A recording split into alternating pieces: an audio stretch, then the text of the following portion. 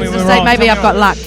All right, ladies and gentlemen, welcome to the ABA, proudly brought to you by Peach Boxing. We are at the resurrection of Pro-Am. It's March the 2nd. We are in Auckland, New Zealand. Here we are, Isaac Savage. To my left, Troy Garton, two-time national champion. And to my right, up-and-comer, Andre the Renegade Mikhailovich. Welcome tonight, team. Hello, how's it going? I'm excited to be here, calling the fights. Looking forward to watching some quality amateur fights and watching a great boxing card of Peach Boxing. And welcome alongside tonight, Troy. Glad to have you here. It's better to have you alongside, sitting beside me, not punching me for a change. I miss punching you, Isaac. But thank you for having me.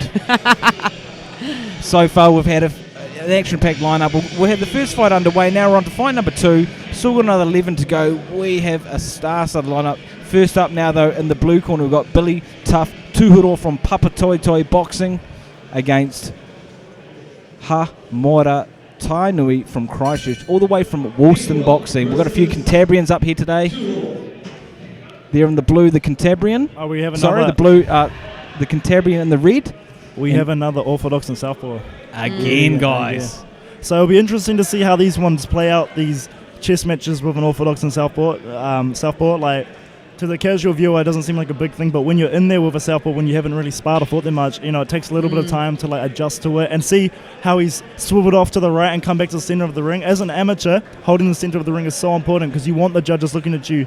As this red fighter's doing right now, he looks like the dominant fighter. He's doing all the moving, he's doing all the running, he's bouncing around, and that's what you want to do, is you want to put on a show from the get-go so the judges are looking directly at you. Well, just as you said, Hamuera there in the red, certainly showing style, certainly showing swag, and he is the Southpaw boxer Correct. today. Yeah. And he's certainly showing a bit of swag against Billy Tough Tuhoro out of Papatoetoe Boxing. I mean, usually with these South Island fighters, we don't see this much charisma, but tonight he's certainly putting it on. Why do you say that? Why don't South Island boxers have charisma, Isaac? Well, there's that's a bit unfair. Come on. Wow, I'm just saying there's this flair, there's this flashness. They're just tough, rugged, rock'em sock'em robot, hard style, and this guy's coming out like Mayweather, and I'm loving it. Yeah, he is. He definitely is. He's definitely in there throwing good punches, using his speed, using his angles and that. Now, that's an important one. As an amateur, you need to make sure that you land with the front of your glove on their face. Don't try and fist them with the side of your fist, because that is a foul, like he did there. But he's gone back to boxing again. See how quick that guard came up, though. His reflexes are cat-like. Yeah. He's quick. Do we know what weight they are? Sorry. Right, they look like they're 60, to be honest. But not to discredit Blue, he's given it a good effort, got a solid guard, he's coming forward, being ruthless and all this and that, so he's doing good.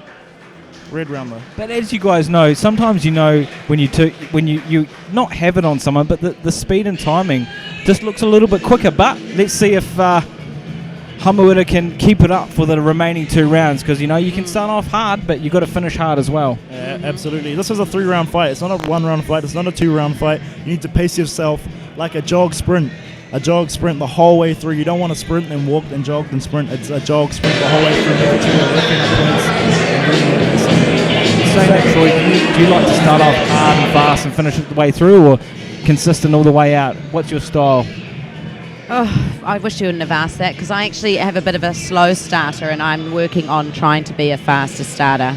I spend a little bit too much time trying to work them out, and you don't have enough time. Technical, scientific. Yeah, but you don't. If you don't want to lose that first round, you want to win that, because otherwise then you've got to spend the next 2 rounds trying to make it up. So, anyway. Andre, I already know how you start, so I'm not going to ask you.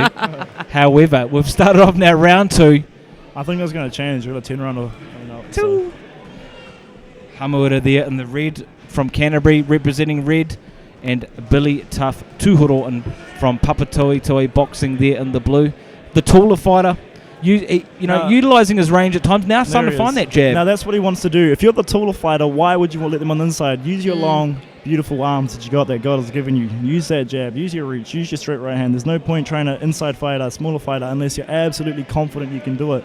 Try and keep them at range at all times and back them up. I think there's a massive misconception that the big fighters always need to be on their back foot. Being on your front foot is one of the best things you can do. If you watch the likes of Paul Williams, Vladimir Klitschko, all on their front foot, pushing them back with their solid jab, looking to land the right hand, that's probably one of the most important things you can do as a tall fighter. Just as we say that, though, the blue Tuhoro is starting to find his range out. It was a nice little move then with Red then, switching position, so got him on the ropes. And that's another important thing he did there, watching him on the ropes, the blue fighter, is that he grabs straight away. If someone has you on the ropes, don't be scared to hold them and turn off straight away.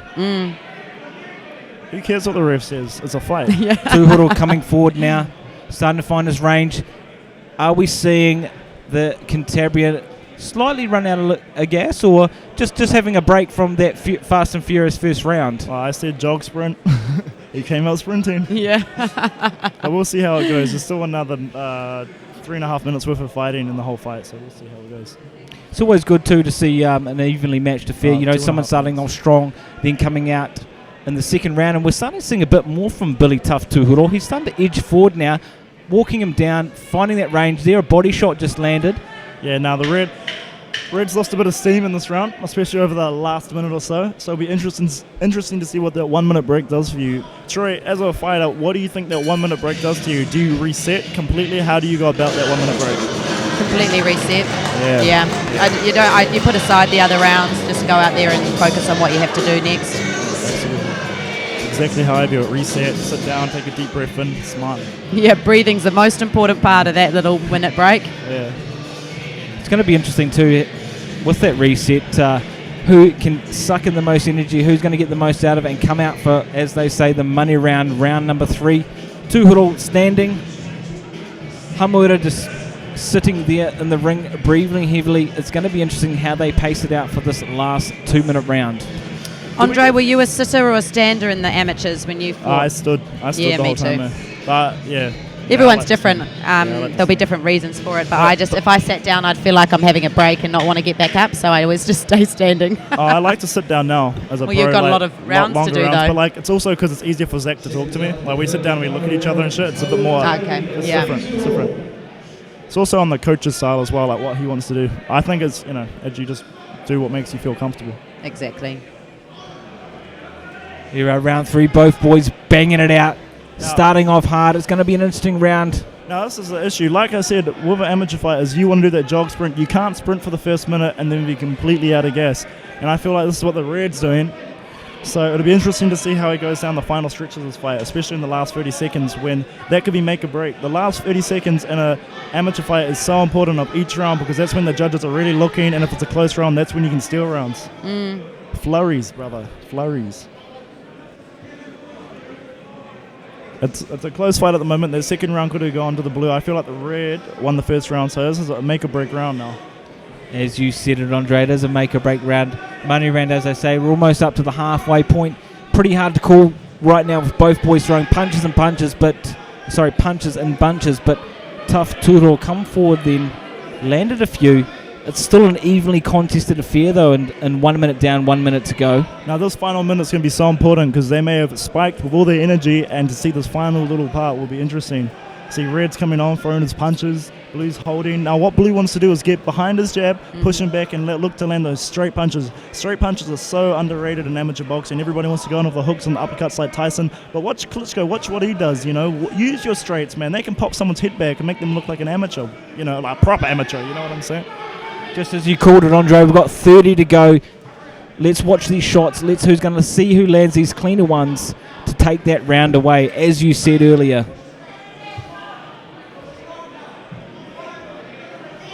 For all up-and-coming amateurs, what you don't want to do is drop your head when you're tired like they're doing. You always want to keep up and keep an up posture. Keep your chin tucked, but stay up. Both boys throwing down. We've got 10 to go. Wow. It's over now. Good work for both of them. I do not envy the judges' position after that fight. I mean, obviously a clear winner in the first round for Red, clear winner in the second round for Blue, but the last round is too hard to call for, in my eyes. What are your thoughts, Troy? I'm with you on this one. I'm like glad I'm not the judge. I feel like the Red corner won it by a majority. Andre breaking all the rules tonight. Are we not allowed to say that? Well, we don't always say that, but tonight, we're no, it's all good. I don't know. off the cuff tonight. I've never done it before. It's okay. We'll forgive you, Renegade. We're greenies. We're greenie, Isaac. It's all good. Look, sometimes, though, our calls can be 100% spot on and they can be 100% I'm just saying it how it is. inaccurate. But we can't fault you on that, Renegator, as we go to the judge's decision now after 3 rounds.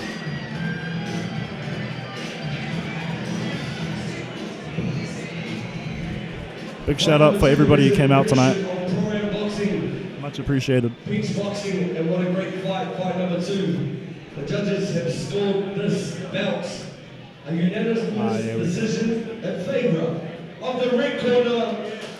Lucky you're on point, Andre. Mikhailovic is destroying the commentator's curse tonight. It's not like I'm a boxing historian as well. It's not like I study it every Good day. call there. Look, Kate, It's not like it's my life. It's not like 6 times a week training. the flashy Hamuera all the way from Christchurch, the Cantabrian, takes it out. Well deserved too. Both of them put up a hell of a good effort. You know, like I said, this is their sport of choice, and they train their butts off to be here. So credit to both of them, and I'm sure Blue will come back stronger and train harder and probably want to fight me now. Officials, judges, and referees.